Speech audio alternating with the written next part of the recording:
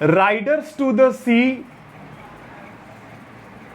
जो कि one act play है, वन एक्ट प्ले, एक ऐसा प्ले जो एंड भी हो, माने स्टार्ट भी हो और एंड हो जाए एक ही एक्ट में, इसी को वन एक्ट प्ले कहा जाता है। बहुत सारे प्लेज हैं जो कि एक्ट 1, एक्ट 2, एक्ट 3 करके भी रहता है, but riders to the sea J M Synge के द्वारा, अच्छा इनका पूरा नाम एक्चुअल में एडमंड जॉन मिलिंगटन सिंज था, बट लिटरेचर में हम लोग इनको जॉन मिलिंगटन सिंज के द्वारा नाम से जानते हैं, इसी नाम से ये फेमस भी हैं और यही उनका नाम था ओरिजिनली। 16 अप्रैल 1871 में इनका जन्म हुआ था, मरे थे 24 मार्च 1909। आयरलैंड में डबलिन ये वो जगह है जहां इनका जन्म हुआ था, मतलब ये आयरिश राइटर थे, मतलब आयरलैंड के ये राइटर थे। John Hatch Synge and Catherine इनके पेरेंट्स का नाम था, फादर का नाम जॉन हैच सिंज और मदर का नाम कैथरीन था। कैथरीन मतलब इनकी मदर बहुत लंबे समय तक नहीं रह पाई, मतलब अर्ली एज में उनका मतलब डेथ हो गया था, फादर का भी डेथ हो गया था। खैर, राइटर जे एम सिंज जो थे, health wise he was very sick, मतलब बीमार रहते थे और फ्रेल, दुबले पतले थे, बीमार माने बीमारू टाइप का जो होता है ना चेहरा, इसीलिए he was mainly educated at home by his home tutor, माने होम ट्यूटर के द्वारा उनको घर पे ही उनको पढ़ाया लिखाया गया था बेसिकली, माने जो प्राइमरी एजुकेशन मिला था। Later on Herrick's classical and English school से उन्होंने बाद का अपर जो हायर स्टडीज था उन्होंने कंप्लीट किया। ट्रिनिटी कॉलेज, वहां से उन्होंने बीए का डिग्री हासिल किया था, ठीक है। 4 इयर्स, उस समय में लगभग 4 साल इनको लगा था, 1888 से लेकर के 92 तक इनको कंप्लीट करने में लगा था ग्रेजुएशन को। अपने फ्यूचर के तलाश में ही went to Germany to pursue in music, माने म्यूजिकल फील्ड में वो सोचे थे कि अपने लाइफ में कुछ करेंगे म्यूजिकल फील्ड में, बट फेल्ड। होता है ना, कभी कभी आप प्लान करते हो बट उसमें आप सक्सेस नहीं हो पाते हो, तो वो उसमें सक्सेस नहीं हो पाए। एक्चुअली जो होता है, याद रखना, आपके लाइफ में जब भी, वो समझ लो कि वो आपके बेहतर के लिए ही होता है। अगर कुछ गलत भी हो रहा है तो आप समझ लो कि आपको वो शिक्षा मिला कि नहीं, अब इसके बाद से आपको बेहतर करना है। कहीं किसी चीज में फेल्यूर हो रहे हैं, इट डजंट मीन कि आप एक फेल्यूर कैंडिडेट है, नहीं। कहने का मतलब आप उस काम में फेल्यूर हुए, दैट मीन्स आप उसको ट्राई नहीं करना चाहिए, आपको फिर नए सिरे से दूसरे चीज में ट्राई करना चाहिए। सो ही वेंट टू पेरिस, फिर पेरिस गए लिटरेरी कैरियर के लिए इन 1896। विलियम बटलर ईट्स, नाम पढ़ा होगा, पढ़े थे हम लोग, है ना, विलियम W.B. ईट्स के बारे में मैंने बताया था आप लोगों को। उन्होंने एडवाइज किया टू गो एरन आइलैंड्स जाने के लिए, उन्होंने आयरलैंड में ही एरन आइलैंड्स है, वहां पर उन्होंने सलाह दिया कि वहां आप जाओ और वहां के जो आइलैंडर्स हैं सब, है ना, उनके बारे में स्टडी करो और वहां के कल्चर के बारे में स्टडी करो। तो वो वहां गए और वहां के कल्चर्स को स्टडी किया और फिर अपना लिटरेरी टर्म्स, लिटरेरी जो भी सक्सेसफुल है वो अपना हुए। मैंने कुछ उनके फेमस जो बुक्स हैं, जो फेमस लेसन्स हैं, जो वर्ल्ड वाइड फेमस है, उसको मैंने यहां पर लिखा है। The playboy of western world, बहुत ज्यादा फेमस। Shadow of the glen, the Aran islands, riders to the sea, हम लोगों का ये चैप्टर, इस तरीके के बहुत सारे उन्होंने लेसन्स को लिखा, मतलब चैप्टर्स को लिखा। ओके। फर्स्ट लव, पहला प्यार उन्होंने किया चेरी मैथसन से, लेकिन ये पहला प्यार जो होता है ना, वो लंबे समय तक नहीं चला इनका। एंड ही वॉज रिजेक्टेड, माने चेरी मैथसन ने उनको क्या किया, रिजेक्ट किया। कोई भी कारण हो सकता है, उसके बारे में जानने की जरूरत नहीं है। लेटर, बाद में उन्होंने प्यार किया, लव्ड मॉली ऑलगुड से। अच्छा, ये मॉली ऑलगुड जो थी वहां की, समझो तो एक तरह से वो एक्ट्रेस थी, मतलब एक बहुत ही फेमस सेलिब्रिटी टाइप की थी। But not married due to illness, लेकिन उन्होंने शादी नहीं किया, मतलब मॉली ने भी शादी नहीं किया इनकी बीमारी के कारण। तो कहने का मतलब है कि इधर के चीजों में ये काफी सक्सेसफुल नहीं रहे, न लव अफेयर में न मैरिज में। ओके, खैर, क्योंकि मैंने जो कहा ना कि जो कुछ भी होता है आपके बेहतर के लिए होता है। ओके, ये सब नहीं हुआ, लेकिन वो क्या बने, सुनिए। ही बिकम नॉवेलिस्ट, उन्होंने नॉवेल लिखा। शॉर्ट स्टोरी राइटर लिखे, शॉर्ट स्टोरी राइटर थे वो। प्ले राइट थे, यानी कि ड्रामा लिखते थे। पोएट थे, एसेइस्ट थे,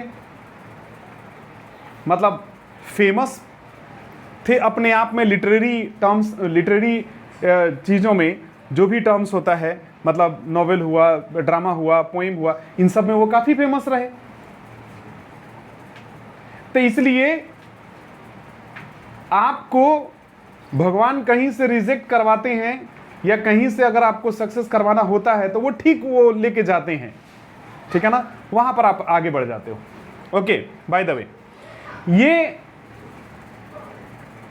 एक्चुअली 1901 से लेकर के 1909 तक के एरा को विक्टोरियन एरा और एडवर्डियन एरा कहा जाता है।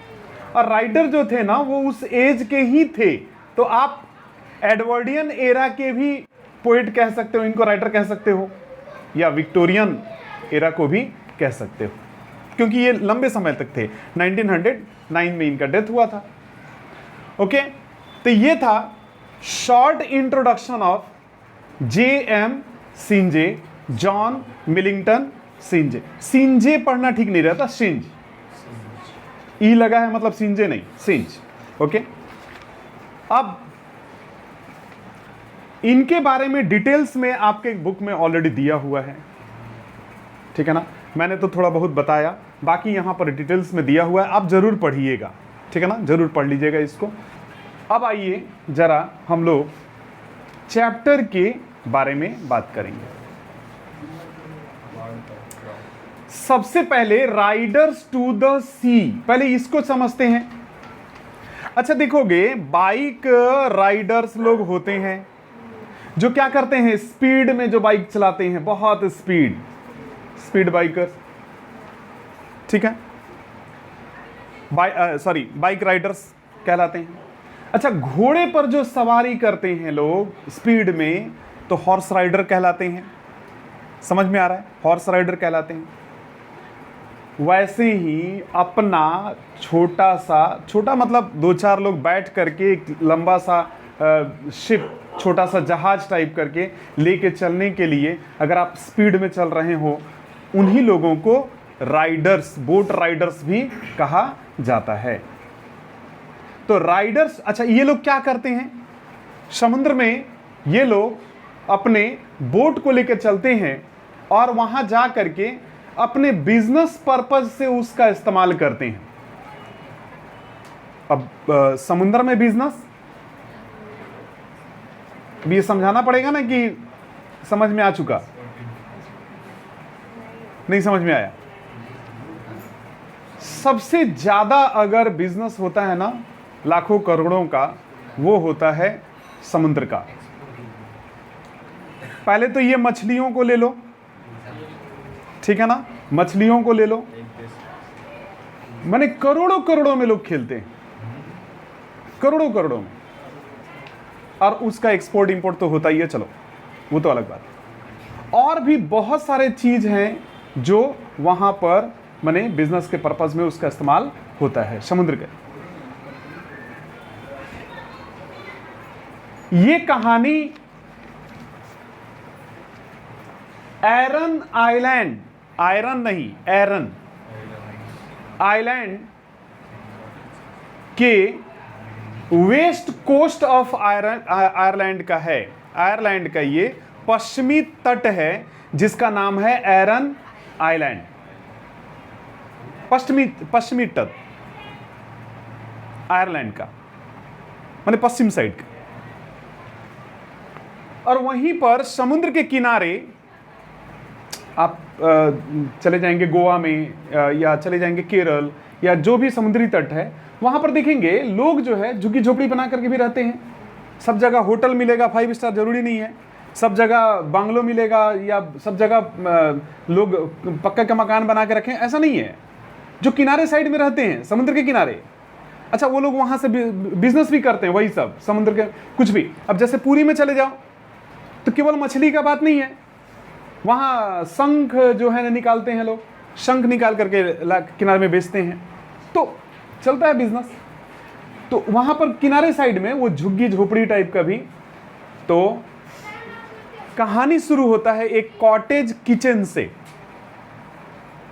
मतलब एक झोपड़ी का रसोई खाना से ये शुरू होता है, ऑफ द बीच माने समुद्र के किनारे। आप इस चैप्टर के कुछ कैरेक्टर्स लोगों से मिलिए।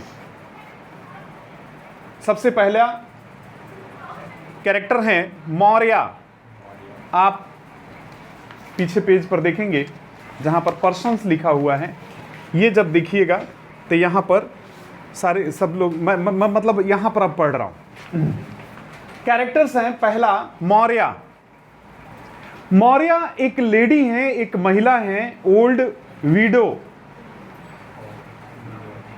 मतलब विधवा महिला हैं, जिनके 6 बच्चे, 6 सन्स और 2 लड़कियां, ठीक है ना, जिसमें से ऑलमोस्ट सारे के सारे और हस्बैंड भी सारे के सारे इसी समुद्र में जहां वो रहती थी, अपना कॉटेज बना करके जहां ये लोग रहते थे, सामने जो समुंदर था, वो समुंदर जो है ना इनके बच्चों को, इनके पति को अपने अंदर समाधि दे दिया था।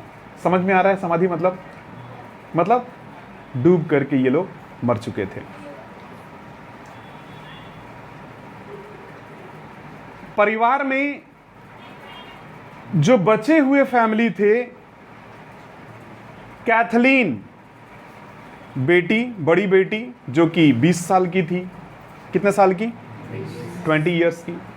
छोटी बेटी नोरा जो कि यंगर सिस्टर थी, छोटी बहन थी उसकी, और एक लड़का, मतलब मेल में सिर्फ अब एक लड़का बचा था लास्ट, बार्टली।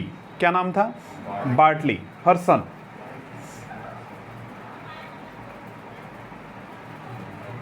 और बाकी सारे के सारे लोग डेथ कर चुके थे। पति भी पानी में डूब चुके थे, 5 लड़के लोग ऑलरेडी डूब चुके थे। लास्ट जो लड़का डूबा था हाल फिलहाल में, उसका नाम था माइकल। क्या नाम था? मैंने यहां पर माइकल का नाम इसलिए नहीं लिखा क्योंकि वो पूरे कैरेक्टर में कहीं है ही नहीं, जस्ट उसका नाम मेंशन्ड है, इसलिए मैंने उसका नाम यहां पर नहीं लिखा। आप इतना जान लीजिए कि माइकल करके है कोई लड़का उनका, जो बार्टली से ठीक बड़ा था, और वो समुद्र में गया था और वो समुद्र में डूबा है और वो मर चुका है। आप सोचो कि एक मां जो अपने पति को भी खो चुकी है, 5 बेटों को खो चुकी है, लास्ट एक बेटा है और उपाय भी नहीं है। क्यों? क्योंकि इनका बिजनेस तो पूरा वहीं पर है और उसी से समुद्र से ही है। वहां पर तो कोई मिल फैक्ट्री लगा नहीं है, वहां पर तो कोई वर्क फ्रॉम होम नहीं चल रहा है कि लैपटॉप लेके घर में।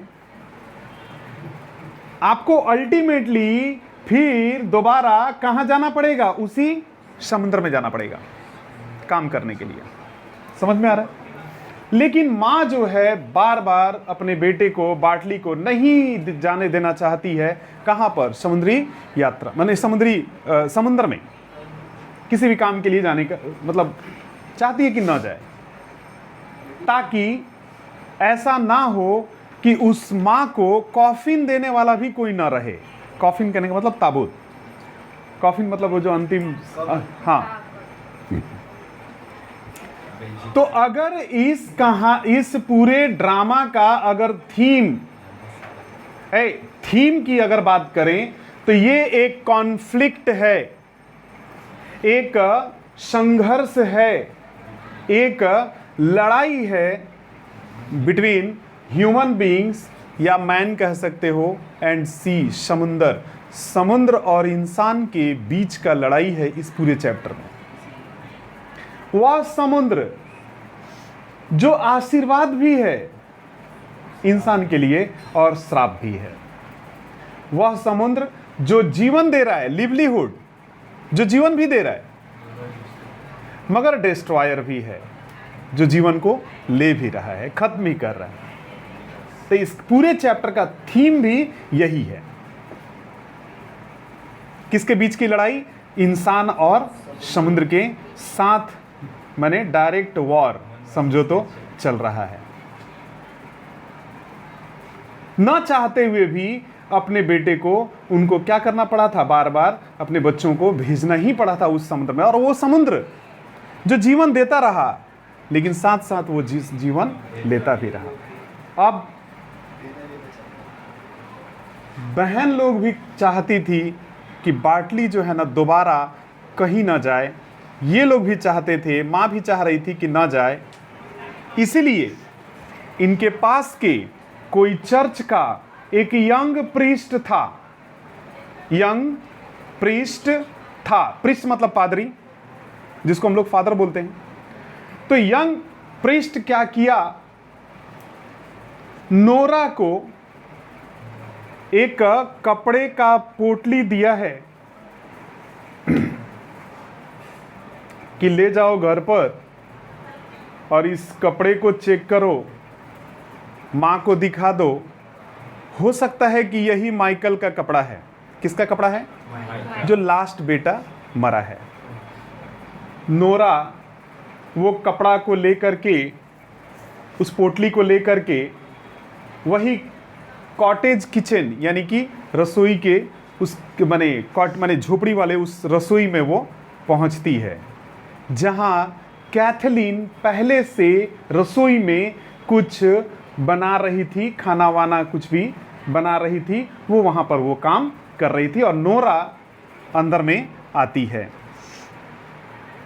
N island of the west of Ireland, ये कहानी आयरलैंड के वेस्ट साइड में, माने वेस्टर्न कोस्ट, माने पश्चिमी तट के ऊपर शुरू होता है।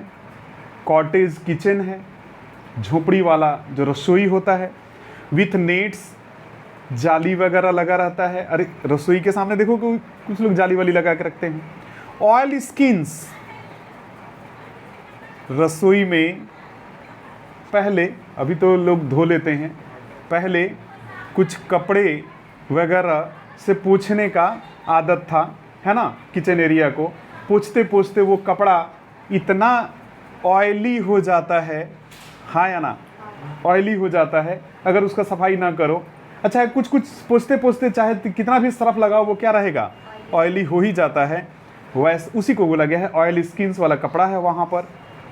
स्पिनिंग व्हील और एक गोल घूमने वाला चरखा, some new boards standing by the wall, कुछ नए तख्ती जो दीवार के सहारे खड़े थे, एटसेट्रा। मतलब ये वहाँ का सीन था, उस रसोई का ये सीन था। कैथलीन बड़ी लड़की, ए गर्ल ऑफ अबाउट 20, कितने साल की है वो?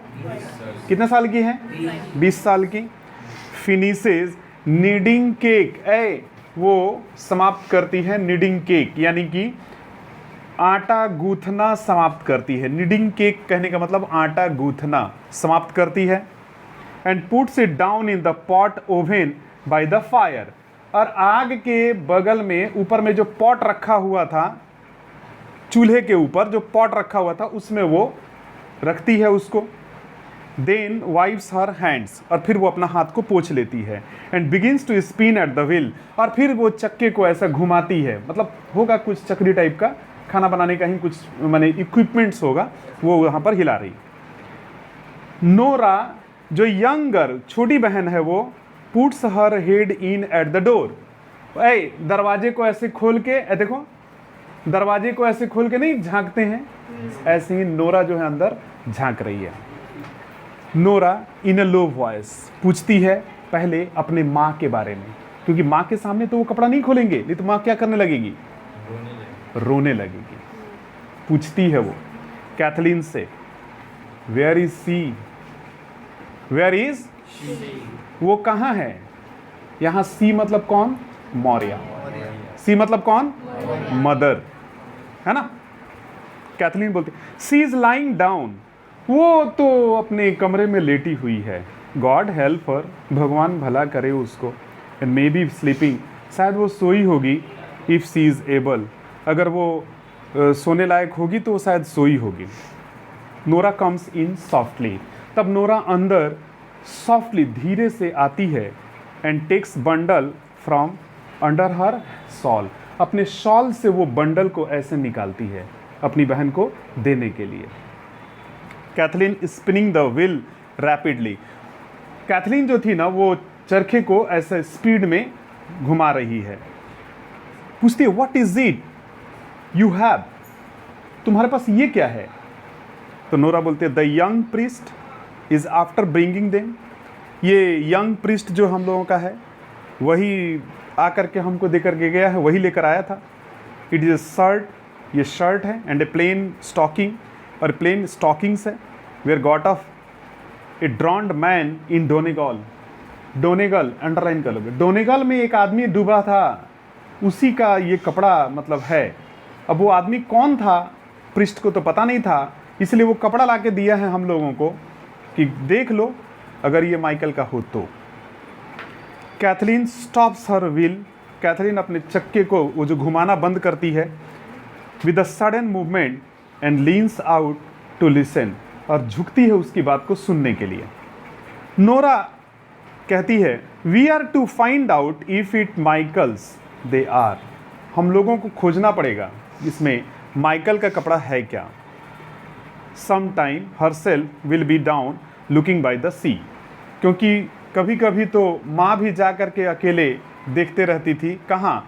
समुद्र के किनारे। अब जिसका बेटा समुद्र में डूब के मरा हो तो और वो भी आँख माने सामने, और उसको पता है कि यही समुद्र है, यहीं पर वो डूबा होगा, तो वो तो हमेशा जा कर के कहाँ बैठेगी? समुद्र के किनारे जागते तलाशती ही रहेगी। कभी तो शायद बॉडी आ जाए या कोई कपड़ा आ जाए ताकि पता चले कि हाँ सचमुच डूबा है कि नहीं। Cathleen how would they be Michael's Nora, ये नोरा ये माइकल का कपड़ा कैसे हो सकता है? कौन कह रहा है? Cathleen. How would he go the length of that way to the far north, इतना दूर उत्तर के तरफ में डोनेगल कितना दूर है? डोनेगल नॉर्थ में डायरेक्शन में है, कितना दूर है? इतना दूर माइकल कैसे चला जाएगा, या उसका बॉडी कैसे चला जाएगा?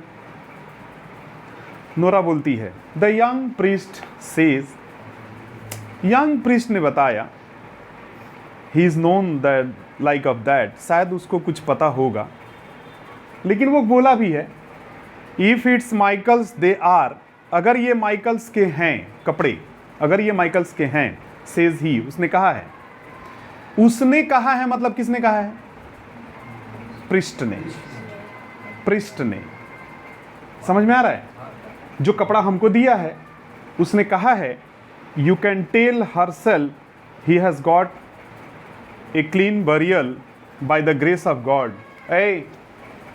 ये कपड़ा लेके जाओ, देखो अगर ये उसका होगा माइकल का तो मां को बता देना कि समुद्र ने उसको समाधि दे दिया, अपने अंदर समाधि दे दिया समुद्र ने। माने गॉड का कृपा है कि समुद्र ने ही उसको अपने अंदर समाधि ले लिया। And if they are not this his, अगर ये कपड़े उसके नहीं हैं तो लेट नो वन से ए वर्ड अबाउट देम, तब तो उसको एक भी शब्द कुछ मत बोलना मां को, for she will be getting her death, नहीं तो पता चला वो खुद मर जाएगी जान करके। सेज ही, उसने कहा है विथ क्राइंग एंड लेमेंटिंग, माने रोते हुए, पछताते हुए, अफसोस करते हुए वो खुद मर जाएगी अगर ये कपड़े उसके नहीं हुए तो। The door which Nora half close is blown open by the gust of wind, जो दरवाजा आधा खोल करके नोरा अंदर आई थी, एक गस्ट ऑफ विंड, हवा का एक झोंका इतना तेज आया कि माने वो खुल गया। मतलब समुद्री हवा इतना तेज है कि इन लोगों का खिड़की दरवाजा भी उसी से क्या हो जाता है, बंदता और खुल जाता है अगर ये खुला हुआ है तो। इतना समझ लो कि समुद्र कितना नजदीक है। कैथलीन लुकिंग आउट एनेक्ससली, कैथलीन ऊपर के तरफ, बाहर के तरफ में देखती है एनेक्सस होकर के, यानी कि परेशान होते हुए, यानी कि चिंतित होते हुए। कहते did you ask him would he stop Bartley going this day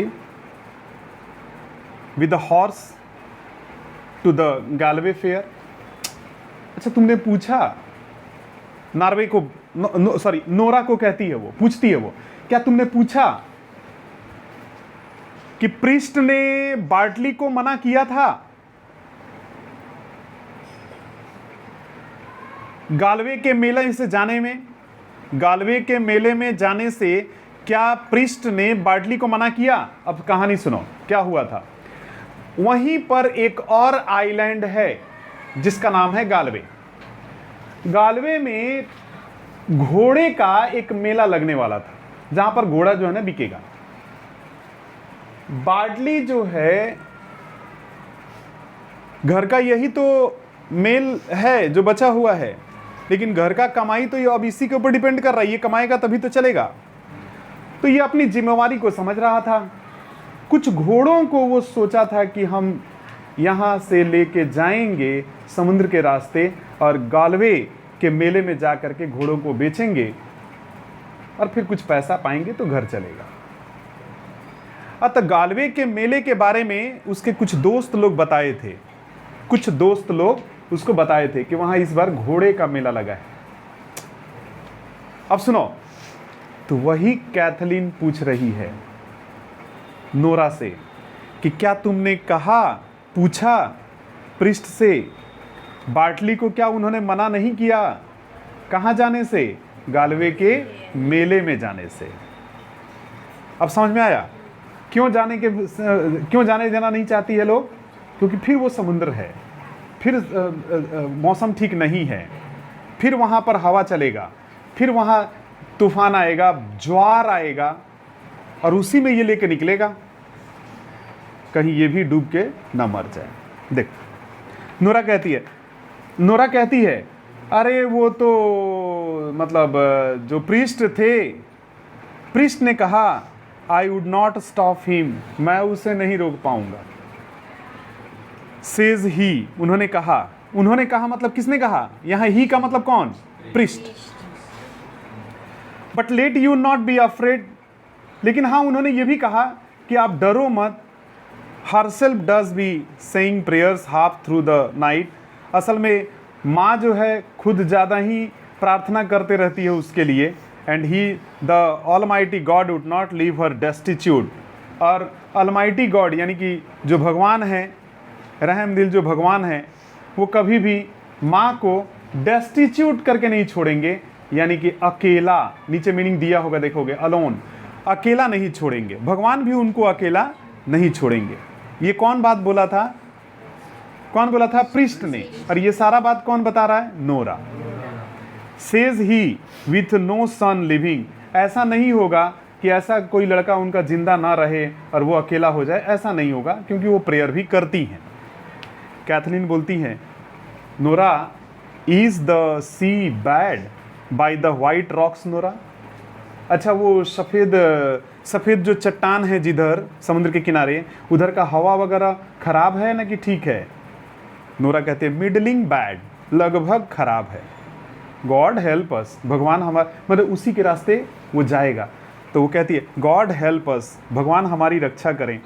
there is a great roaring in the west, पश्चिम साइड में तो पूरा तेज रोरिंग चल रहा है, हवा का रोरिंग, हवा और ज्वार का रोरिंग हो रहा है, गर्जन माने गरज रहा है पूरा। एंड इट्स वर्ष, और बहुत बुरा कंडीशन है, बहुत ख़राब कंडीशन है।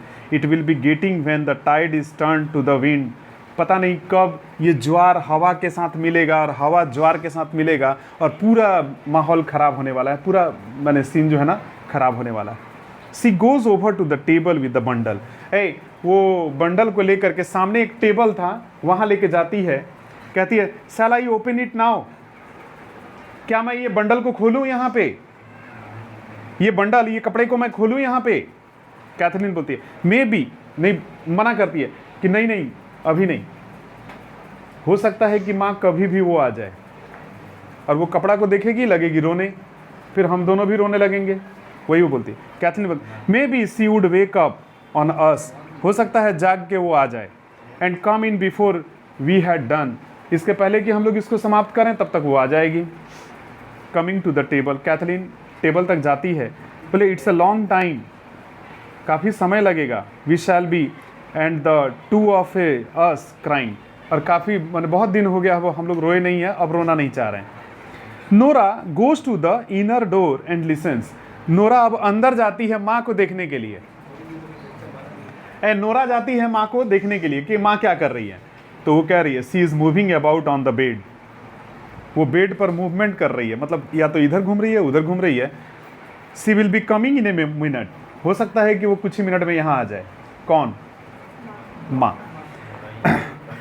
कैथलीन कहती है तब एक काम करो, गिव मी द लैडर, वो सीढ़ी लाकर मेरे को दो, and I will put them up in the turf loaf, जहाँ वो जलावन वाला लकड़ी रखा हुआ है, टर्फ लॉफ छाजा के ऊपर, वहीं पर इसको उठा के रख देते हैं।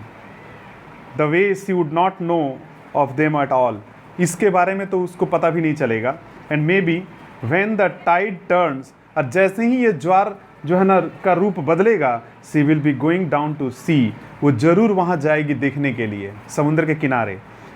Would be floating from the east, माने पश्चिम साइड से, वो पूरब साइड से देखने जाएगी कि कहीं वो तैरता हुआ उसका बॉडी तो नहीं आ रहा है। जैसे ही वो जाएगी उसी समय हम लोग कपड़ा उतारेंगे और उतार करके क्या कर लेंगे, देख लेंगे। समझ में आ रहा है?